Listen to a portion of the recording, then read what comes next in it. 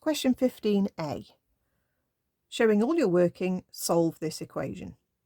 Okay, right. I do like these. I'm sure lots of people looking at them will think, oh my God, that's horrible. But if you know your log rules, these should be okay. So the first thing we look for is a term that has a number sitting in front of the log. Okay, this one. So what we want to do is move that number up into the power. So remember, you've got a log rule that says something times a log of a number is the same thing as log of that number to the power n. Okay, I'm not going to worry about moving the minus because we can use that in log rule number 2, or however you number your log rules. We'll worry about the minus later.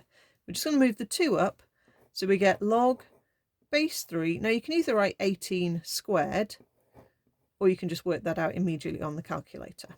18 squared. Okay, so let's copy the rest of the line. Okay, we're now going to use the log rules to join the terms. So remember, you've got the rule that says a log plus a log is log of a product, and you've got log minus log is the log of the quotient, one divided by the other, like that. So we've got base 3 all the way. They're not going to give you mixtures of bases because that's not on the syllabus.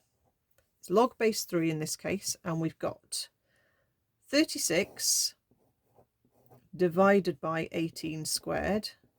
Let's incorporate these as well. So this is now adding this, so that's going to become a timesing factor on the top, and this is also adding, so that's also going to become a timesing factor. So out of all of those logs, that was the only one that was the negative, so that's the only one that appears on the denominator.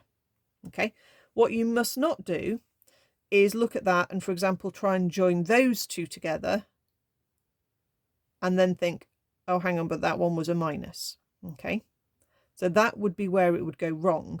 Okay, that would not give you the same thing. So when you have a line like that, you just work your way along the line. It's the equivalent of if I wrote something down like 3 minus 7 plus 10, you don't read that as 3 take away 17, I hope.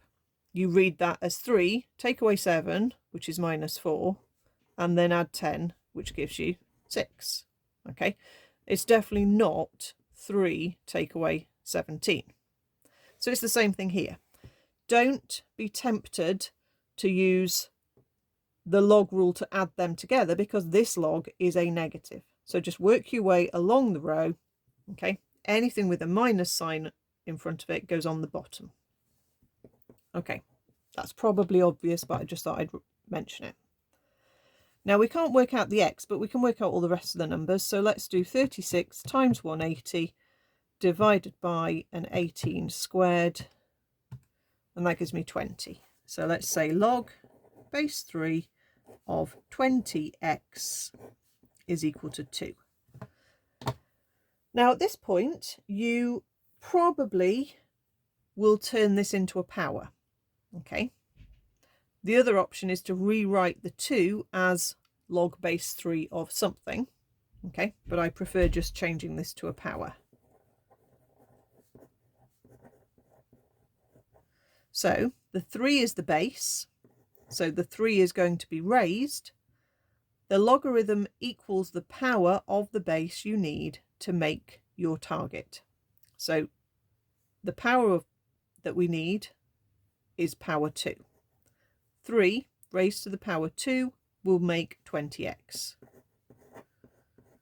Okay, so that's your fourth kind of like thing to remember for logs. Okay, if you've got a power statement, you can turn it into a log. The thing that's being raised to the power is the base of the log.